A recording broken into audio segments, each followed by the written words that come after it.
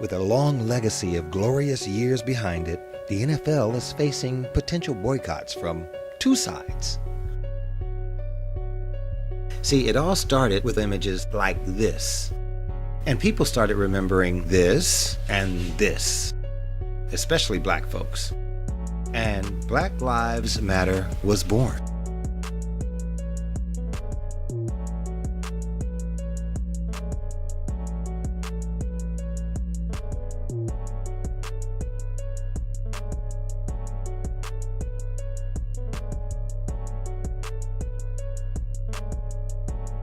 Now let's focus on the right message here. See, it's not about hating cops or disrespecting our soldiers or hating America.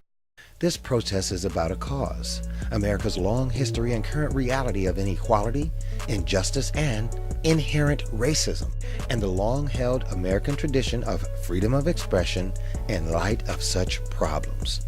That's the cause, and I'll get back to that in a moment. But let's see how all of this escalated. The national anthem is playing, and this guy is thinking, this stuff is still happening. I mean, it's really still happening.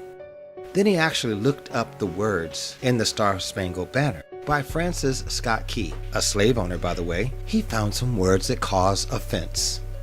There they are. Slaves, grave, for wanting freedom. That got more people upset. So more of this happened, and this.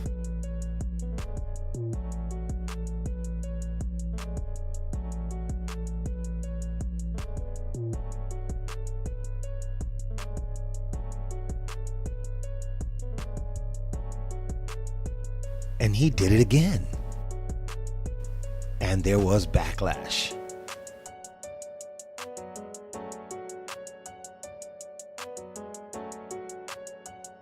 And in spite of the hate against Kaepernick, in spite of the fact that he would not get signed to a team, the movement still grew.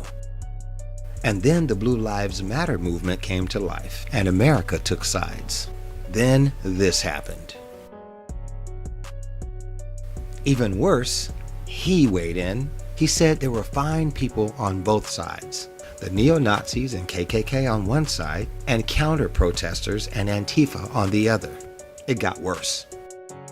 The Confederate flag stands for pride, history, and heritage to many, but to others, including Black Americans, it stands for this and this. To some, Confederate monuments stand for bravery, heroism, but to other Americans, including Black Americans again, these statues stand for people who fought a war to preserve and maintain this and this and this. Which led to this. These athletes may be rich, but they come from the heart of America's neighborhoods as young black men in fear of their lives, oftentimes in fear of police, based on the history that they see.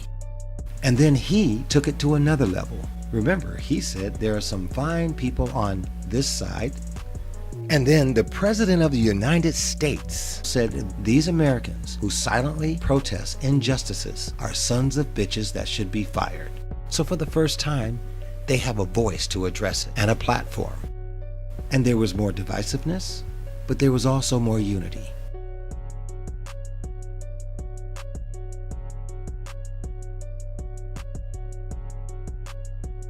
Which takes us back to this. To properly treat an illness or a disease, you recognize it by its symptoms. Then you find the cause and the cure. These are only symptoms. You may not like the symptom, but we must never forget this is the cause. Never forget the cause, so we can find a cure. Perhaps this message gave you a different perspective, or perhaps this message just pissed you off a little more. It doesn't matter, because as Americans, we are all obligated to make sure that there are equal rights and opportunities for everyone. That's what our soldiers, black, white, Asian, and other, that's what they fight for. That's what our cops stand for. And that's what America stands for. So let's keep our eyes on the cause and find the cure as Americans.